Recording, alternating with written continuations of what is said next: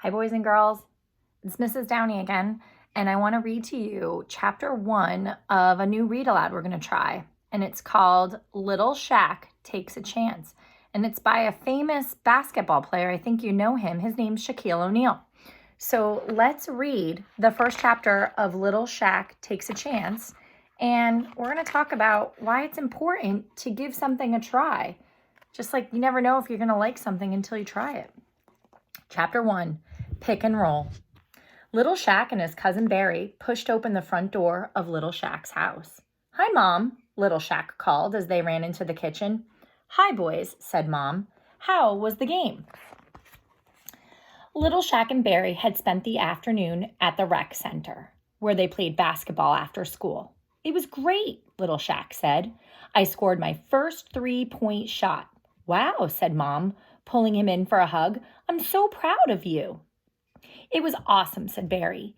Even the other team cheered. Little Shaq smiled and opened the refrigerator. "Now don't start filling up on snacks," said Mom. "You need to save room for dinner." "But I'm starving," Little Shaq whined.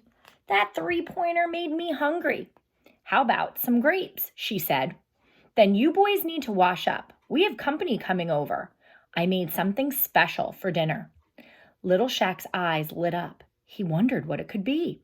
Maybe Mom made pizza with lots of cheese and toppings, or maybe it was her famous fried chicken and creamy mashed potatoes. Little Shaq sniffed the air for a clue, but he couldn't smell a thing. Suddenly, Little Shaq's stomach made a loud gurgling noise. He laughed. "I can't wait for dinner." "Me neither," said Barry. "Pass the grapes." "Open up, Barry," said Little Shaq. He tossed a grape up into Barry's mouth. 3 points, cried Barry. "Now let me try." "Okay, boys, move it along," said Mom. "This is a kitchen, not the rec center."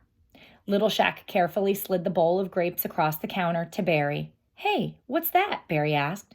He pointed to an orange piece of paper that had been under the bowl. Little Shaq picked up the flyer. "It's for your art show on Friday," said Mom. "Oh, do we have to go to that?" asked Little Shaq. "Of course," said Mom. "Have you started your project yet?" Little Shaq and Barry shook their heads no. "We're starting tomorrow," said Barry. "I thought I'd try painting." "That's great, Barry," said Mom. "What about you, Little Shaq?" "I don't know," he said. "I'm no good at art." "You've never given art a real chance. You can do anything," said Mom. Just then the doorbell rang. "We'll talk more about this later," she said. "Go wash up." Little Shaq and Barry washed their hands and put on clean t-shirts. When they came downstairs, Malia, Little Shaq's older sister, was setting the final plate on the dining room table. Their younger brother, Tater, followed, adding a napkin to each spot. Nana Ruth and her friend, Mr. Witten, were already sitting. Mr. Witten had brought a beautiful bouquet of a dozen pink roses from his garden. Barry and Little Shaq said hello to Nana Ruth and Mr. Witten. Then Little Shaq took a seat next to Tater, just as Mom and Dad entered the room. Mom and Dad were each carrying a big tray filled with colorful rolls of rice. Little Shaq was confused. He had no idea what was for dinner. "Oh my, that looks beautiful," said Nana Ruth. "What is it?" asked Little Shaq. "It's sushi," said Mom. "It's Japanese. I learned how to make it last week." Little Shaq didn't know what to think. It didn't look like any food he had ever seen before. "It's raw fish and rice," added Malia. "What? You mean it's not cooked?" Little Shaq crinkled his nose. "No, thank you." "Oh, Shaquille," said Mom, "don't be so stubborn. Try to keep an open mind." "Your mom worked really hard on this dinner, buddy," Dad said with a nod. "Everyone, please dig in." Little Shaq watched as the rest of his family piled their plates high with sushi. Instead of forks, they used 2 wooden sticks to pick up the rolls. "They're called chopsticks," said Barry. "They're fun." "You eat sushi?" asked Little Shaq. Barry nodded, swallowing a mouthful. "My favorites are the spicy ones." Well, I'm not eating it, Little Shaq said, slumping in his chair. His tummy gurgled again. This was not the special dinner Little Shaq had hoped for. At least the night can't get any worse, he thought. But Little Shaq had thought too soon. Mom, Tater yelled, pushing away a plate of sushi. If Little Shaq isn't eating it, then I'm not either. Little Shaq could feel his cheeks get hot. Tater, stop copying me, he shouted. Dad! Boys, this is what's for dinner, said Dad. You know the rule.